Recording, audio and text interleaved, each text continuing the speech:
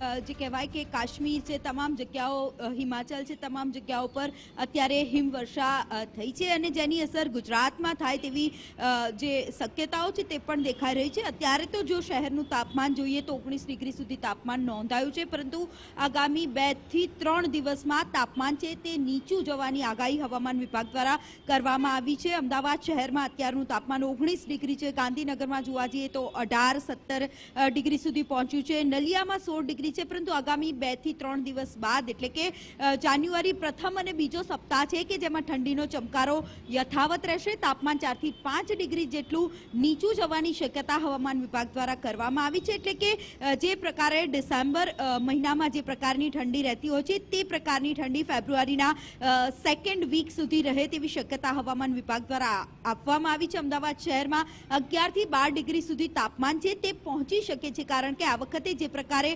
બેવડી ઋતુ રહી હતી, ક્યાંક ડિસેમ્બરમાં જે ઓછી ઠંડી પડી હતી તેના કારણે હવામાન વિભાગ દ્વારા પહેલેથી કહેવામાં આવ્યું હતું કે જે અંત તરફની ઠંડી છે તેમાં ક્યાંક તાપમાનમાં જે કહેવાય કે તાપમાન નીચું જશે અને ઠંડીમાં વધારો થશે તેવી શક્યતાઓ પહેલેથી જ વ્યક્ત કરવામાં આવી હતી। જાગૃતિ તે પ્રમાણે અત્યારે જે વેસ્ટર્ન ડિસ્ટર્બન્સ સક્રિય થયું છે તેના કારણે તાપમાન આગામી 2 થી 3 દિવસ બાદ નીચું જશે અને ઠંડીમાં ક્યાંક વધારો થશે। એટલે કે છેલ્લી જે ઠંડી છે, ઠંડીનો ચમકારો છે તે રાજ્યવાસીઓ અનુભવશે। જી, આભાર હાર્દી તમામ વિગતો આપવા માટે।